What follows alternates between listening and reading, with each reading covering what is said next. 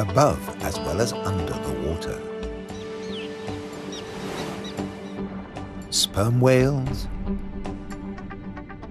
schools of mobular rays, blue sharks find rich feeding grounds in the channels between the islands.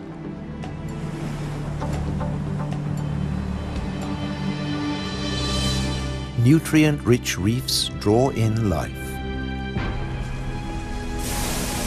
Blue whales seek out tons of krill in ocean depths. Here, around the Azores, Europe's wild islands.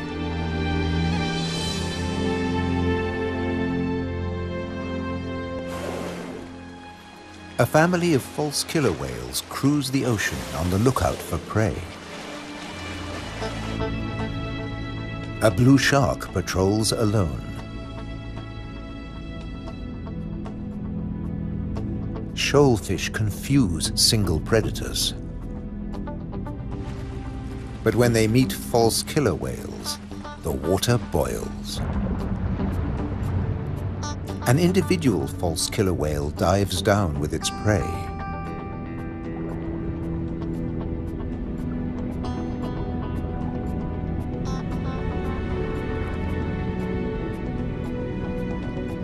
A blue shark comes late to the feast, drawn by scent molecules. But this morsel presents a problem.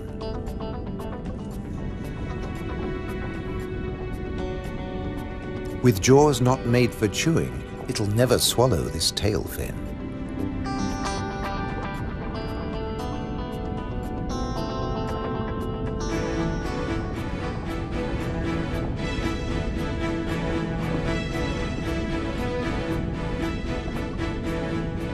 Most fish force water through their gills to breathe. This shark can't, so it has to keep moving.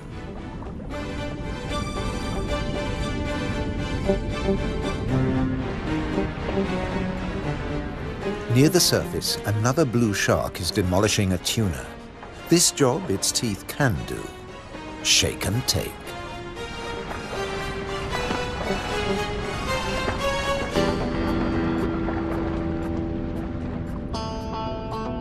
Fragments streaming from its gills float to the surface. A little extra for the seabirds.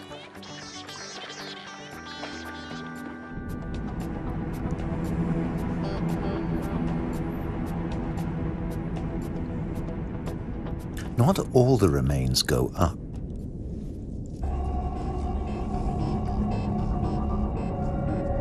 Spread by the current, the scent draws a moray eel from its cave.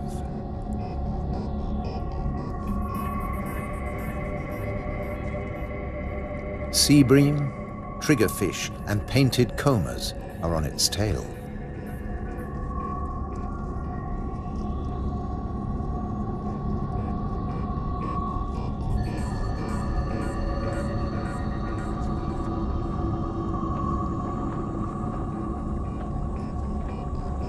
The ocean around the Azores is not short of flesh.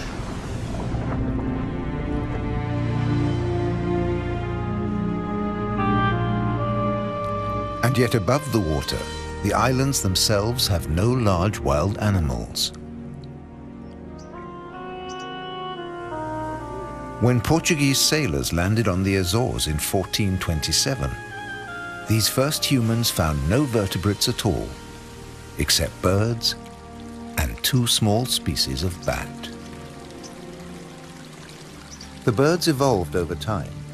This variant of the grey wagtail lives only on the Azores.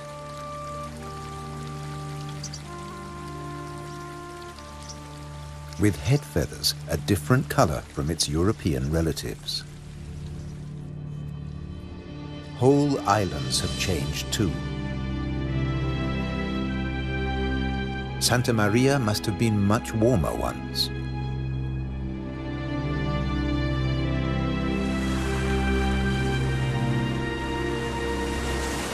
Many of these ocean fossils belong to extinct species that once lived in warmer waters.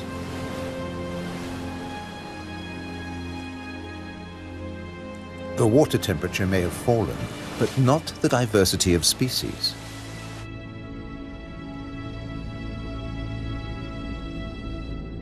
After nearly 6 centuries of human habitation, the seas around these volcanic islands are still largely unexplored.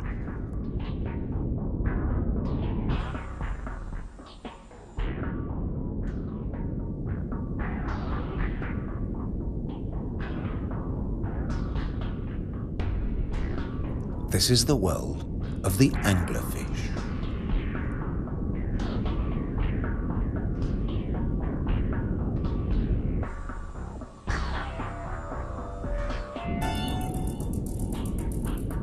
A 1,000 meters down, this pink frogmouth ignores the pressure of 100 kilos per square centimeter. Other deep dwellers are less easy to name.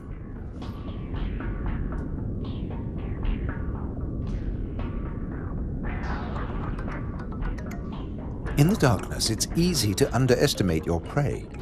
It has to fit into your stomach.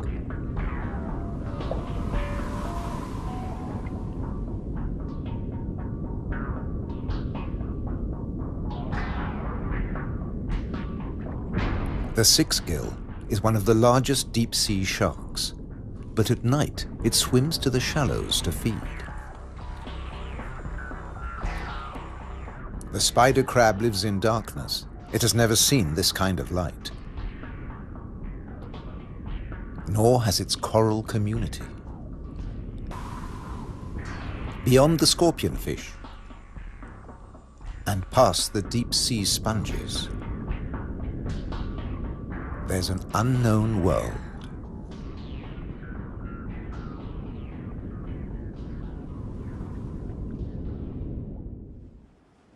Imagine the Atlantic between Europe and America 8 million years ago. Pressure along the mid-Atlantic ridge forces the continental plates apart. Volcanoes pierce the surface on both the Eurasian and the American side. The Azores.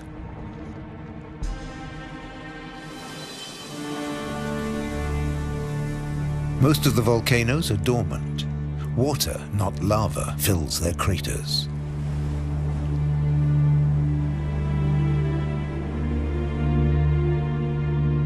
Sometimes only crater edges rear from the sea, worn down by the elements. Spawned by the sea, there too they will return. For now, it's craters that dominate the landscape. Gases still escape from fumaroles on some of the 1,700 volcanoes. Heat brings water almost to boiling point.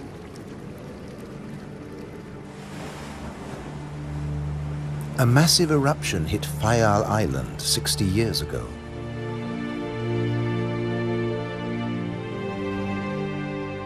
Humans couldn't live in this lunar landscape. Hundreds followed the sun to America. On the volcano's slopes, life had to begin again. Birds were pioneers on naked rock.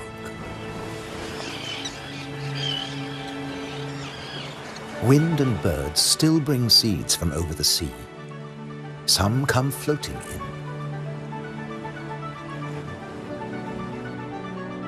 Humans brought the Hottentot fig, and plants create the first soil on bare rock.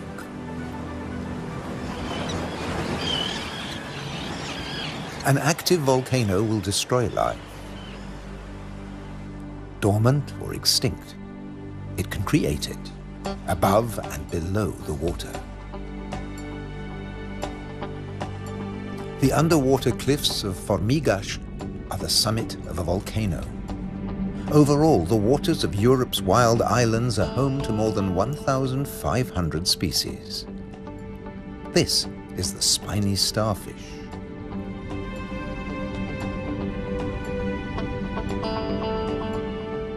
There are 530 fish species, like the damselfish, swarming along reef ledges.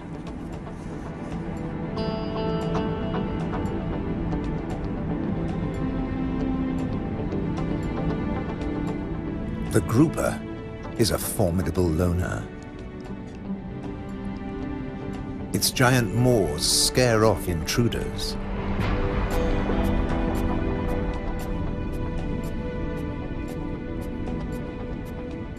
The barred hogfish is a lot prettier than its name. It's a protogynous hermaphrodite like its cousin, the grouper. It starts off female until it reaches a certain length. Then it becomes a male, aggressively defending its territory.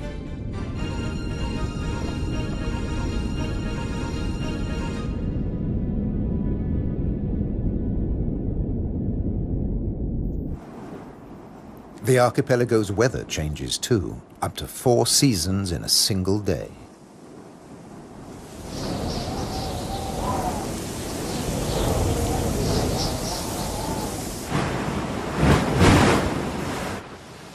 And when the winds blow above,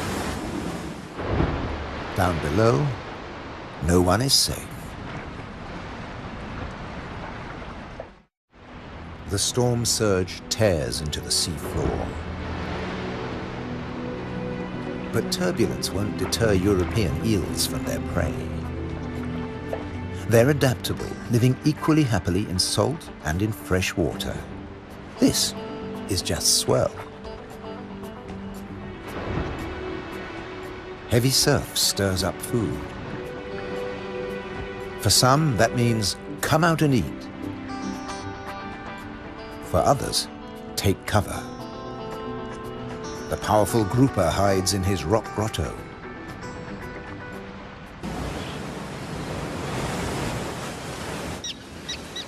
In churning waters, it's tough to spot your prey. But the common terns have no choice. The first chicks have hatched, and they're waiting to be fed.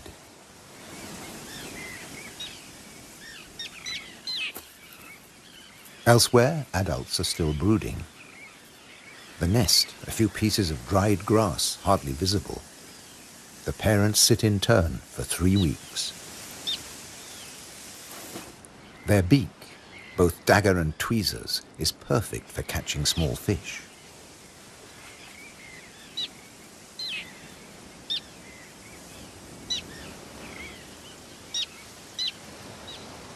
"3,000 pairs breed here.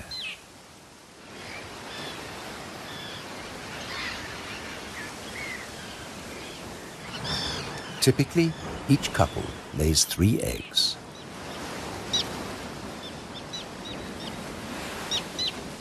The chicks are fed for 4 weeks, till they can fly as well as their parents.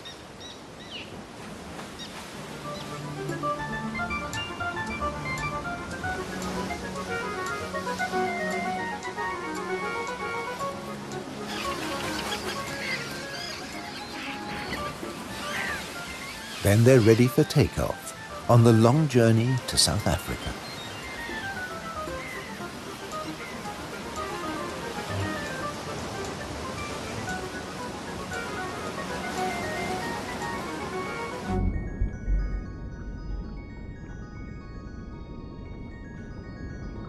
Under the water, survival can depend on staying still, very still, like a wide-eyed flounder.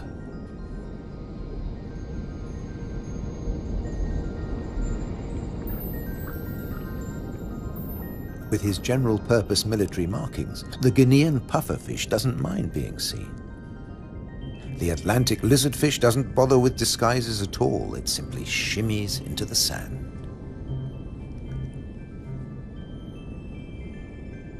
This may fool both its prey and its predators.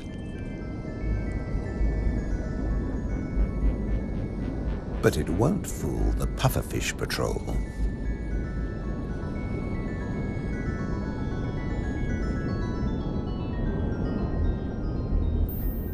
The shamefaced crab folds its pincers to protect its gills and digs itself in.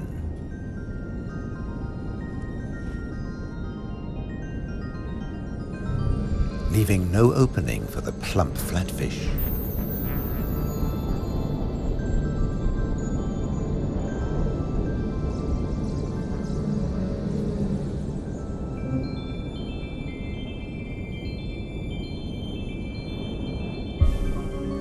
Bye. A starfish flees at top speed from a marauding snail.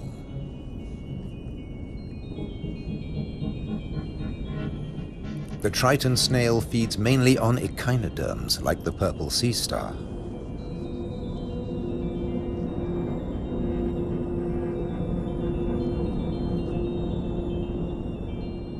It's no big deal for an octopus. No pickings for it here.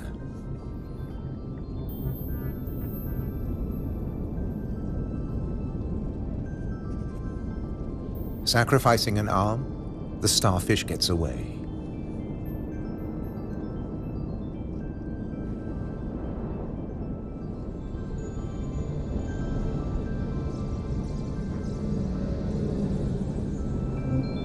It's escaped with its life, and the limb will grow again.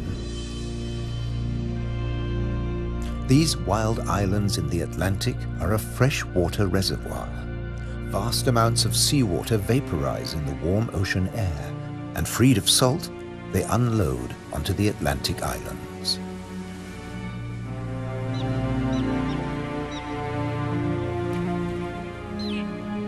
The common tern flies between two worlds, fishing in the sea and in the lakes.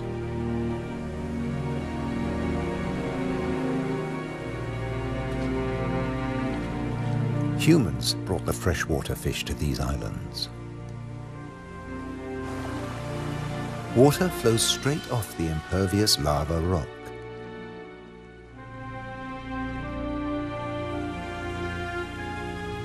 But peat moss sucks up huge quantities of water like a sponge, taking it in through every surface. Deprived of oxygen, the dead parts of the moss never rot. The extremities keep on growing, and the moss colonizes more and more of the bare rock.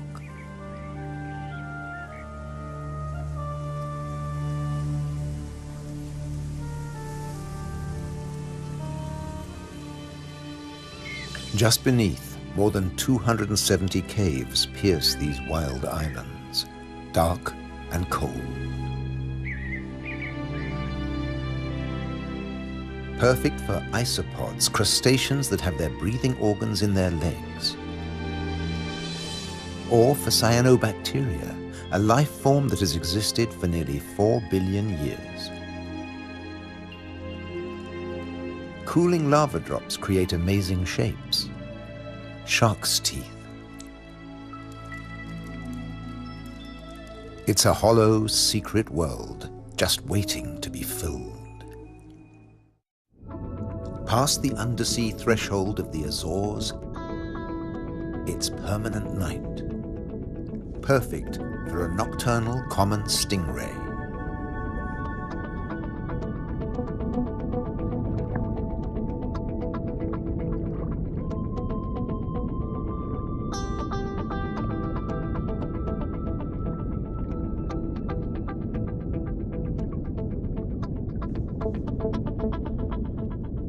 It's not alone here. Sliding over the cavern walls, unicorn shrimp. In the camera light, combers and scorpionfish snatch at their prey.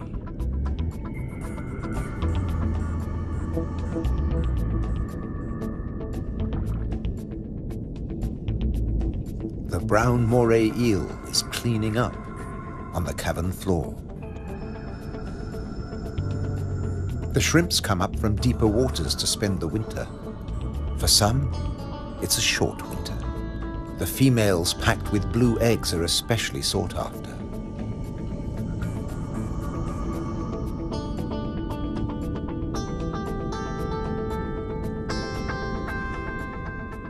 The shrimps also live off crustaceans, their own species. What's left of the moray eel's dinner?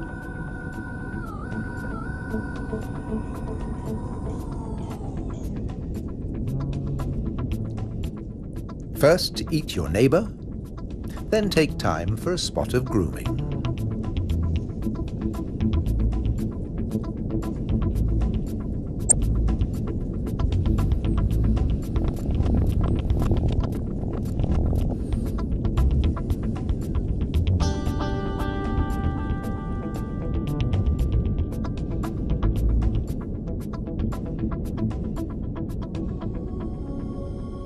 Nearby, on the rocks, an octopus with a human face reaches out.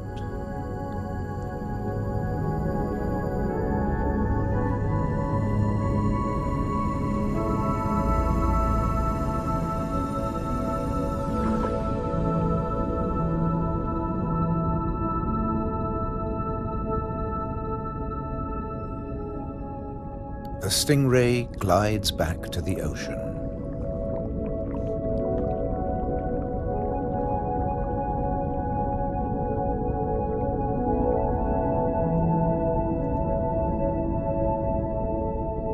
Passing the hundreds of bristleworms growing in front of the cavern.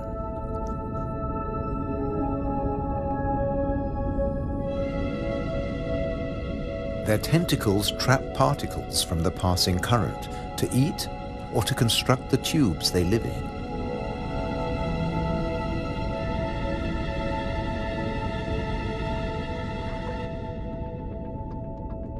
Deeper down is a mysterious place, a rare sight in the Azores, a garden of soft corals. They don't make chalk exoskeletons like their tropical cousins.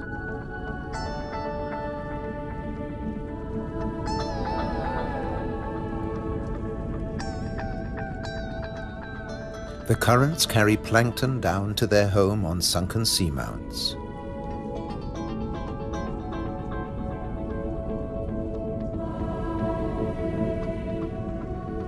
The venomous buried anemone is active only at night.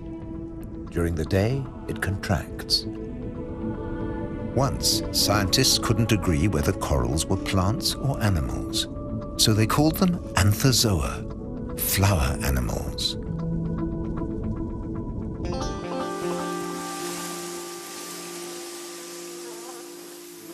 No doubt about these.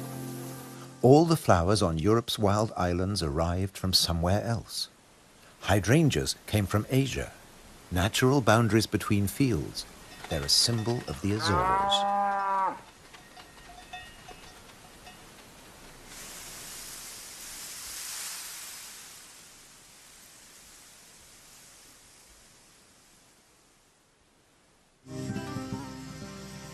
Hundreds of stone walls create hundreds of microclimates for the vines the settlers brought in the 15th century.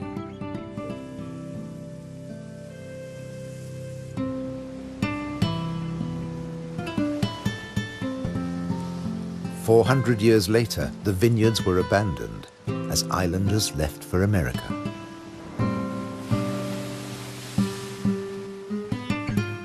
The stone walls became a playground for Madeira lizards.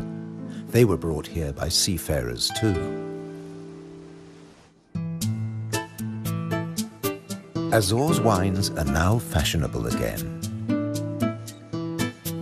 Nearly 1,000 hectares, more than 2,000 acres of ancient vineyards on the island of Pico have been declared a World Heritage Site by UNESCO. The ruts of ox carts, once the island's only transport. They dragged firewood and building materials for houses and stone walls. And they carried the new wines down to the coast to ship to Europe. But at a cost. Beneath these waters is the strangest, most dangerous place on the Azores. They call it the Anchor Graveyard. Scores of great iron anchors lying on the seabed.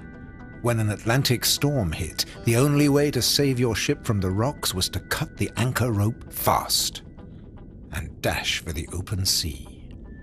The iron left behind has become a rusting reef for a multitude of creatures. These anchors are coated by algae and tube worms.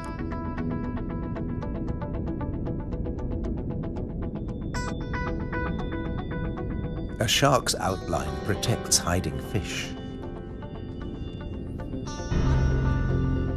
The grim-looking sea robin feels its way.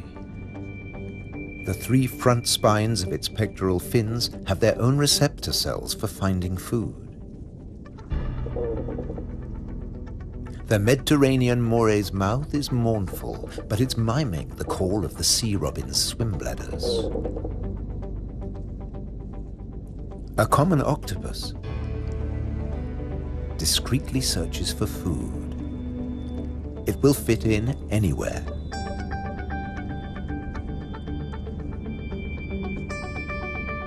While bearded fireworms clear up the corpses in the anchor graveyard.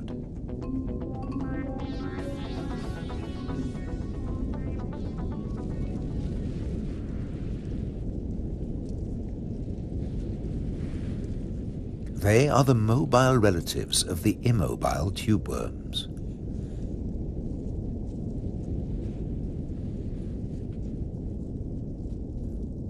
The octopus has found another spot to test its camouflage skills.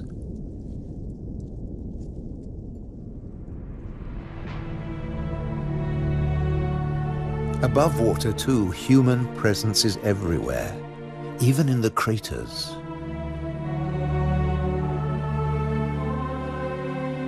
Any straight line means a wall, one that protects the grazing horses and cattle.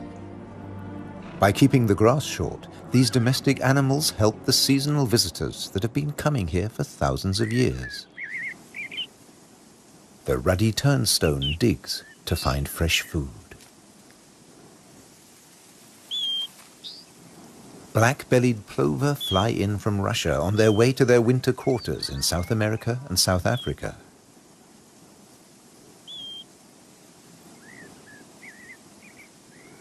The ruddy turnstone drops in from the Arctic. The northern wheatear arrived from Canada via Greenland. The American pipit drifted in from North America. The blackbird? Well, it's here all year round. It's an endemic variety. The male is darker and glossier than its mainland cousin. Birds have to transport their own weight. A little body can be a big advantage on a long journey. But weight doesn't matter to other migrants. They're supported by water.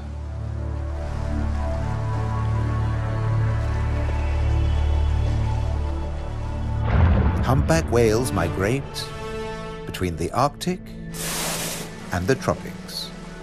They make a hunchback when they dive, hence the name.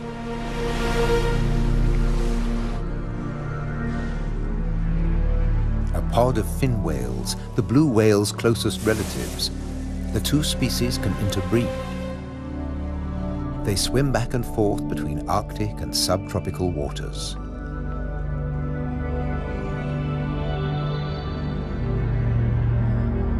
Fin whales and blue whales have their blowhole in the center of their skulls. Sperm whales have theirs on the left.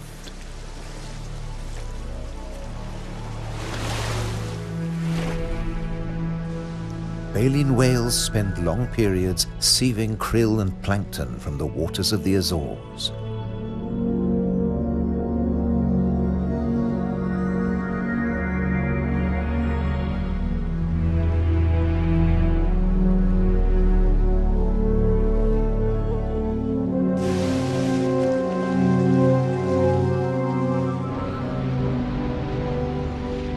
They leave their excreta behind them. It feeds vegetable phytoplankton. Animal plankton eat the phytoplankton, and at the other end of the food chain are fish and the whales themselves. But a great deal of whale food comes from deeper down.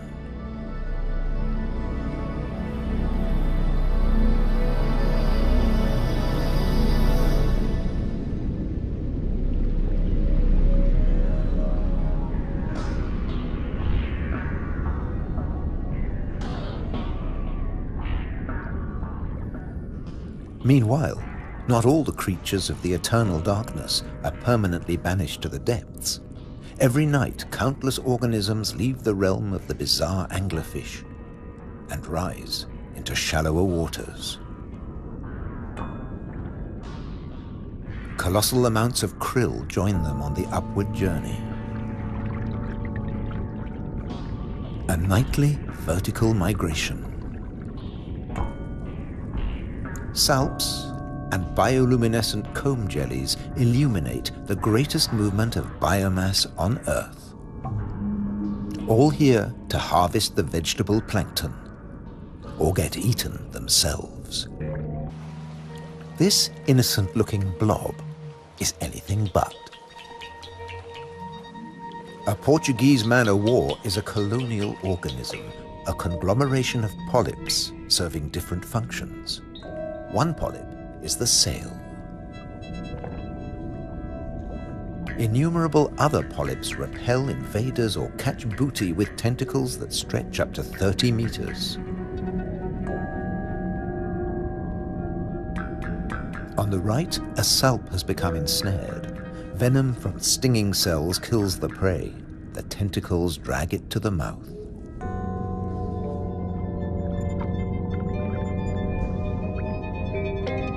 Salps are tunicates or sea squirts, more closely related to us than to jellyfish.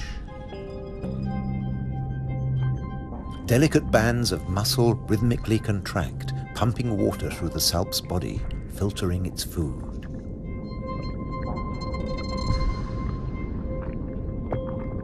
Salps build into chains and can direct themselves through the water.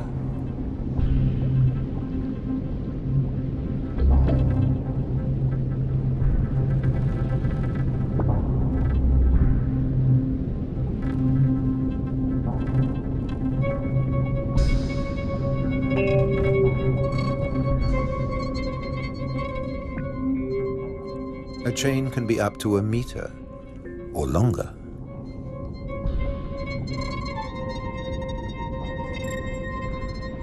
Unlike salps, many jellyfish have venomous tentacles. But they too have predators. They're one of the favorite foods of loggerhead sea turtles. On their 5-year journey from the Florida beach where they were born, they swallow innumerable jellyfish immune to the venom. But there's another hitch. Comb jellies have no sting cells, but in the water they look a lot like drifting plastic.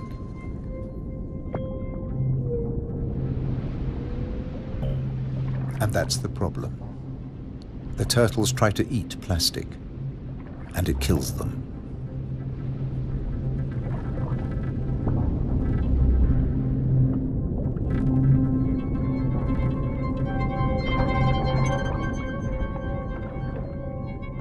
This is a great jellyfish hunter. At up to 3 meters in length, the ocean sunfish particularly relishes the Portuguese man-o'-war. But that too catches other jellyfish.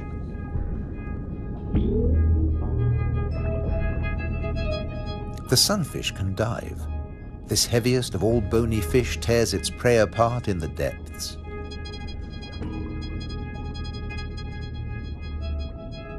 The man-o'-war must stay on the surface, but it's a most effective hunter.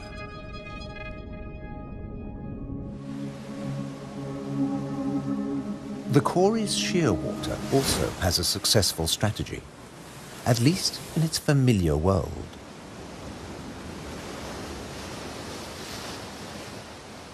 It deposits its eggs in niches high on the rocky cliffs. No surf, no high tide can reach its young. But now they face a new danger. Stray cats.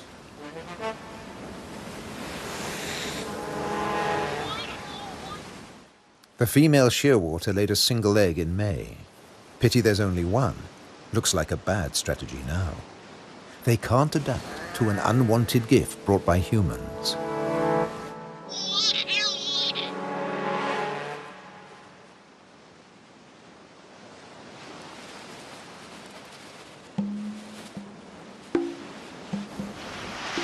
On the island of Corvo, more than 80% of predated chicks are the victims of cats.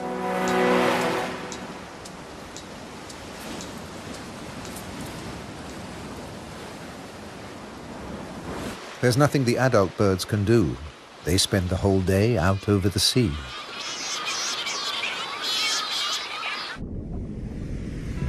By contrast, periphyton, a mix of algae, bacteria, and microbes, stay where they grow, ruled by time and tide. Some quickly find a home on flotsam and jetsam. Attached and yet mobile, they drift across the ocean. Goose barnacles fix onto hard surfaces. Their cirri grasp plankton from the water. No matter what it's made of, marine debris attracts life forms.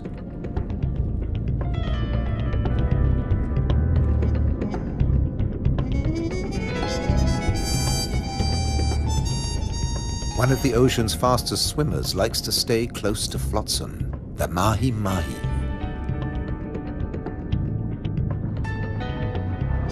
Because floats and buoys provide protection in the open sea. Some species may have survived ocean transfer as passengers on floating debris.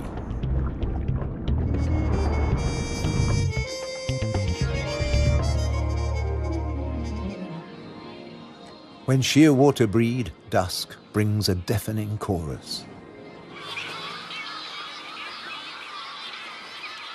Parent birds calling to their young as they return from the sea.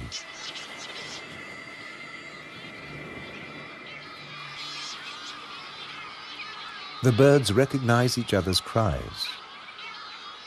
75% of all the world's shearwaters breed in gigantic colonies on the Azores.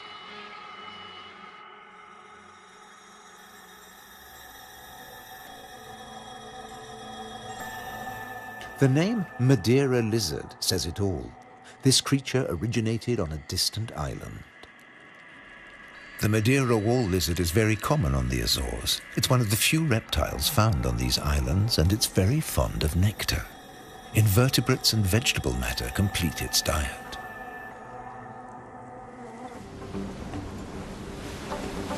Just across the bay is the domain of a giant.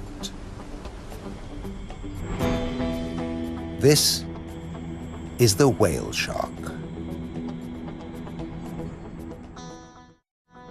The world's biggest fish.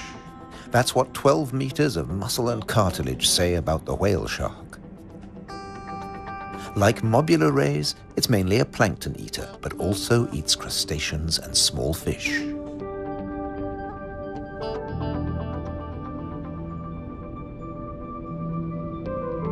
The rays' rolled fins on their foreheads direct the plankton into their mouths.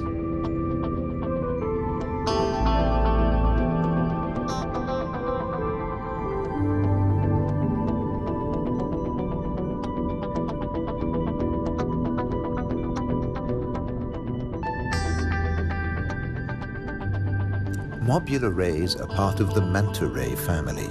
They cruise in small groups, shadowed by fish using them as cover and picking up their leftovers. Flying in slow motion, the rays dance through the ocean, round the volcanoes.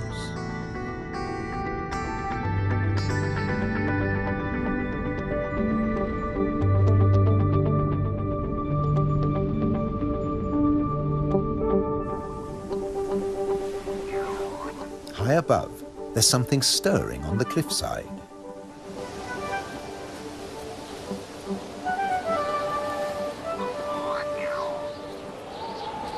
A Cory's shearwater leaves the nest niche for the first time. He doesn't know a thing about flying, but his parents have stopped feeding him. He has to learn to fly as fast as possible, or he'll never have a meal again.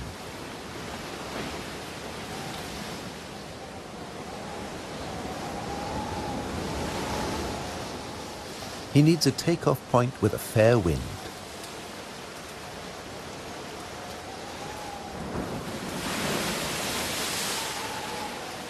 Even on the rocks, he looks unsteady.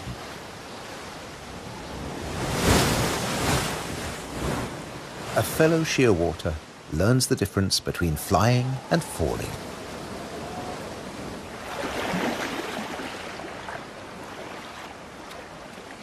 If you're already on the surface of the sea, there's nowhere further to fall. But getting aloft is even more difficult.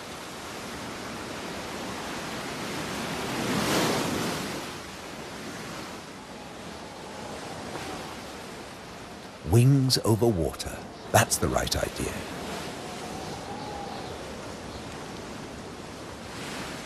Taking off from the sea in a side wind? Tough even for the experienced.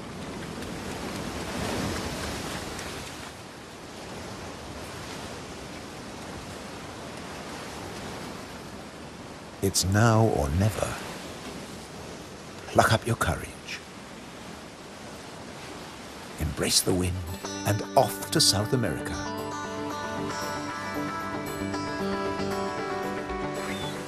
On the Azores, you're either coming or going. In December, with the sheer waters long gone, male sperm whales are returning from their feeding grounds in the Arctic waters. They meet males who were too young to make the journey and mothers with their young calves born while they were away.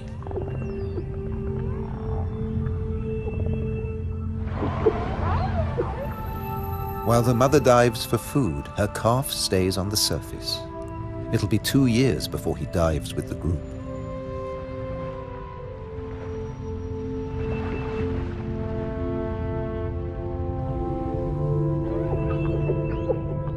The whales will seek giant squid at a depth of 1,000 meters. At 18 meters and weighing in at 50 tons, sperm whales are the world's biggest toothed whales.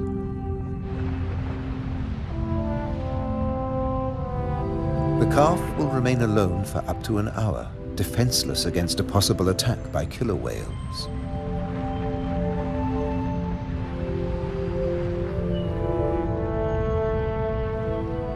Finally, the group return from the deep.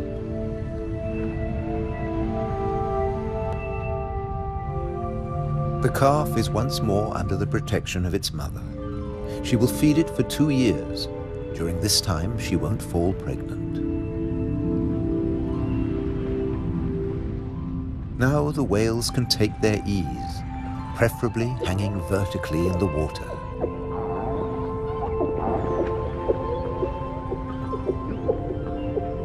Someday the calf will join the long migration to the Arctic, before returning to Europe's wild islands, the Azores.